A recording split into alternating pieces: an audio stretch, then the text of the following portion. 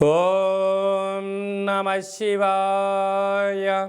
ఓం నమో నారాయణాయ. ఓం శ్రీ స్వర్ణాకర్షణ కాళభైరవాయ నమో నమః. నరదృష్టి నివారణ కాళభైరవాయ నమో నమః. ఓం కాళకాలాయ విద్మహే కాళాతీతాయ ధీమహి తన్నో శ్రీ స్వర్ణాకర్షణ కాళభైరవ ప్రచోదయాతు. హరి ఓం. మా ఛానల్కి స్వాగతం. చూస్తున్న వీక్షకులకు ప్రేక్షకులకు ప్రియ కాళభైరవ భగవద్బంధుకి స్వాగతం పలుకుతూ మమ్మల్ని ఎంతగానో ఆదరిస్తూ ఉండబడినటువంటి ప్రియ సోదరీ మండలకు అందరికీ కూడా వసంత పంచమి మాఘ పంచమి సాక్షాత్ మహాసరస్వతీదేవి అమ్మవారి యొక్క ఆశీస్సులు అందరిపైన ఉండాలని, అందరినీ విద్యావేత్తలుగా, జ్ఞానవంతులుగా, గుణవంతులుగా, సంపన్నవంతులుగా అమ్మవారి యొక్క ఆశీస్సులు ప్రసాదించాలని కోరుకుందాం. ద్వాదశ రాశుల్లో గ్రహ గమనాల్ని ఒకసారి వీక్షింపచేద్దాం. మేషరాశిలో గురువు, కన్యరాశిలో కేతు సంచార స్థితి, ధనుసు రాశిలో కుజుడు బుధుడు శుక్ర సంచార స్థితి, మకర రాశిలో రవి సంచార స్థితి, కుంభరాశిలో శనిచర స్వామి స్వక్షేత్ర సంచార స్థితి, మీనరాశిలో రాహు సంచార స్థితితో ద్వాదశ రాశుల్లో గ్రహ గమనాలు ఈ విధంగా ఉన్నాయి.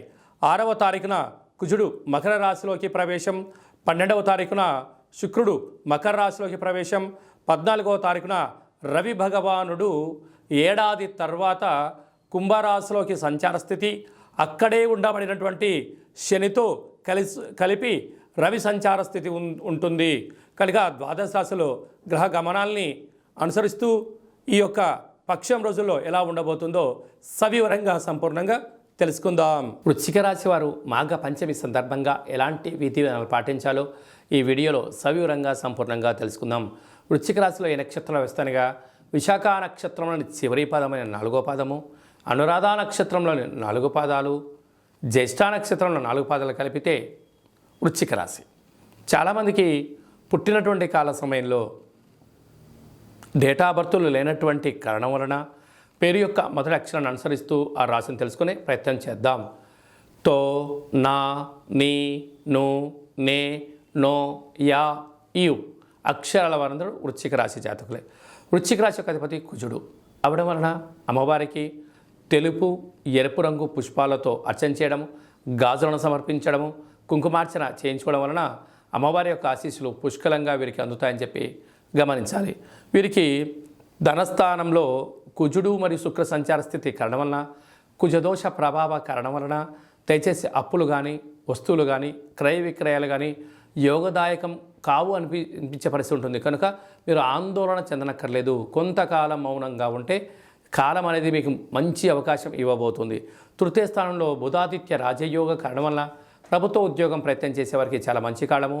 తల్లిదండ్రుల నుంచి మీకు వచ్చేటువంటి ప్రభుత్వ ఉద్యోగ అవకాశాలు రావడము, మీ ఇంట్లో ప్రభుత్వ అధికారుల సలహాలు సూచనలు పాటించడం వల్ల గృహాలు, వాహనాలు, భవనాల్లో అద్భుతమైన విజయం మీ సొంతం కాబోతుంది. అర్ధాష్టమ శని సంచార స్థితి కారణం వలన శనివారం రోజున, మంగళవారం రోజున, అష్టమి తిథి యందున దూరావాయు జల ప్రయాణాలు పెట్టుకోకపోవడం ఉత్తమోత్తంగా భావించాలి. సంతాన స్థానంలో రాహు సంచార స్థితి ఉండడం వలన నూతనంగా వివాహమైన వారికి సంతాన యోగం, చదువులు, అభివృద్ధి, కెరియరు, వ్యాపార రంగాల్లో పెట్టుబడులు యోగదాయకం.